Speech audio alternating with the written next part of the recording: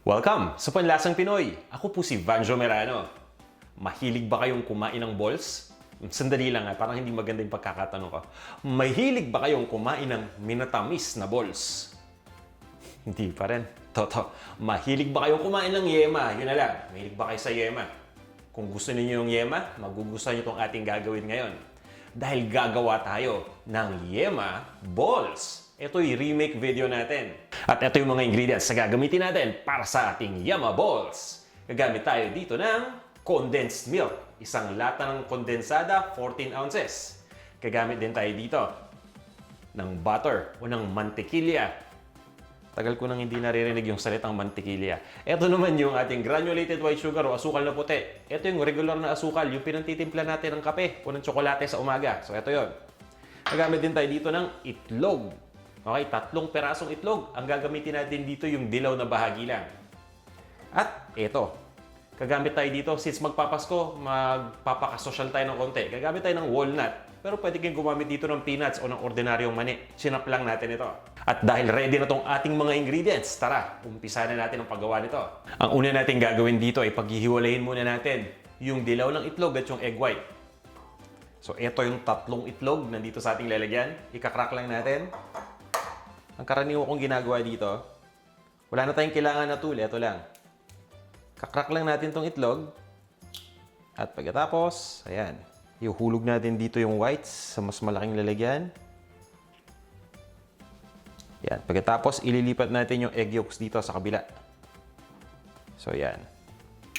Pagbabalik ta rin natin para mas kitang-kita. O, ayan, di ba? So, ganun din yung gagawin ko. Itutuloy ko lang tong ating ginagawa. I-crack muna natin tong itlog. Tapos dito muna tayo sa whites. Kasi yung whites yung unang tumutulo. So dapat nakasalo kaagad yung bowl natin na may egg whites. Yan. Tapos paglalaroan lang natin to, papalit-palit hanggang sa mahulog na yung egg whites. Maipon natin yung yolk, ilalagay natin dito sa isang maliit na bowl. 3 itlog lang to. Yan, 3 perasong itlog. So yan, dito ulit tayo sa malaking bowl na sasalo ng egg white. Diba? Simpleng-simple. Para doon sa mga bago pa lang na nag-aaral pa lang matuto ng paghiwalay ng egg yolk sa egg white, pwede kayong gumamit ng mga tool dito. May mga available tools para dito. Pero mas maganda kung praktisado tayo, di ba? Ang gagawin ko ngayon ay i-whisk ko lang itong egg yolk o yung pula ng itlog. Ayan. Di ko alam kung bakit tinatawag itong pula ng itlog, pero tawagin na lang natin siyang egg yolk para kumbaga hindi masama sa loob. Ayan. So itutuloy lang natin yung pag-whisk dito hanggang sa yan, maging smooth na yung texture. Yan, okay na to. I-set aside muna natin itong na-whisk na natin na egg yolk. At pagkatapos, ituloy na natin yung pagluto ng ating Yema Balls. Ang una natin kailangan gawin dito ay i-melt muna o tunawin muna yung butter. Nagpainit lang tayo ng cooking pot at nilagay lang natin dito yung butter. Pagdating sa init, ang gamit natin dito ay between low to medium lang. Huwag natin masyadong lakasan ng apoy at baka masunog kagad yung butter. Maganda dito kung dahan-dahan natin itong tutunawin. At napapansin niyo, 'di ba? Unti-unti na itong nagme-melt. Pabayaan lang natin 'yan at pagkatapos mapapansin niyo magbabubble na lahat 'yan habang unti-unti nang umiinit yung butter. Ngayon ay pwede na nating ilagay dito yung kondensada.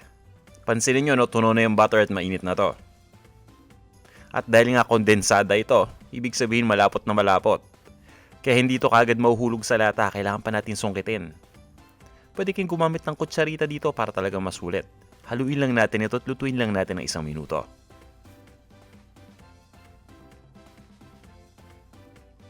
Ngayon ay ilagay na natin dito yung egg yolks. Ayan, ito yung egg yolks na nabit na natin kanina.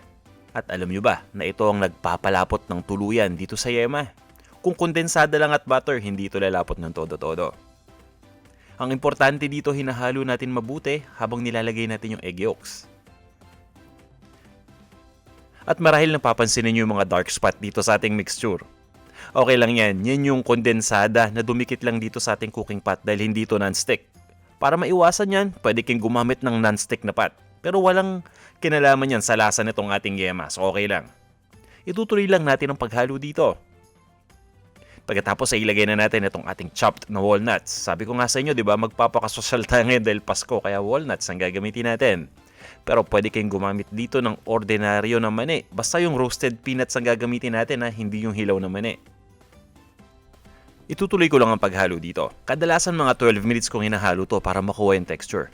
Ito ng itsura after 8 minutes. Itutuloy pa natin. At ngayon, after 12 minutes, ito na yung mixture. Napakalapot na. Ipapa-cool down lang natin ito para tumigas at pwede rin natin itong i-refrigerate ng mga 30 minutes. Para mapabilis, diba? At pagkatapos nyan, pwede na natin itong i-scoop. So ready na to at meron akong scooper dito. Gumagamit ako nito para lang maging uniform yung sukat. Pwede rin yung kamayin to, wala ng scooper, okay lang yan. Pagkatapos nito, ilalagay ko lang to dito, yung mixture. At irorolyo lang natin ito. Na parang bola. Ayan, simpleng-simple lang, parang naglalaro lang tayo ng modeling clay.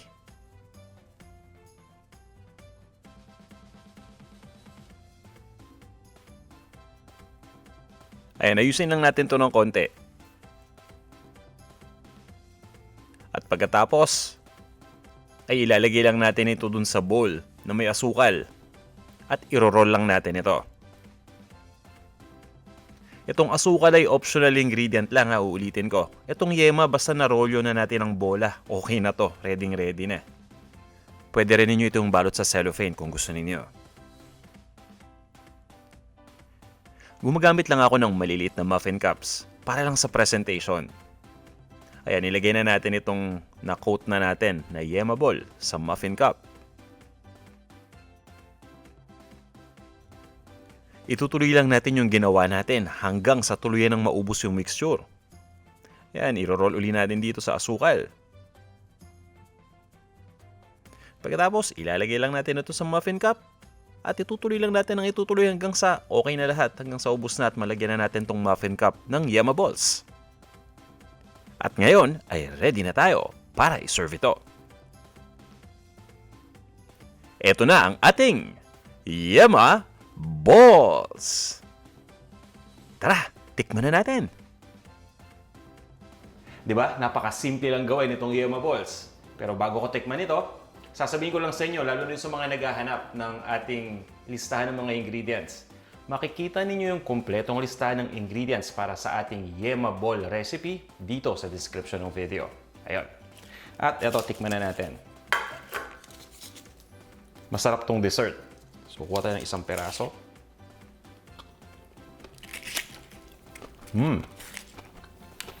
Sarap.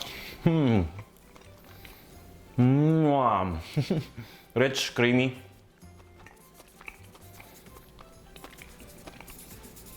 More on nasa matamis na side siya kapag nilagyan natin ng asukal.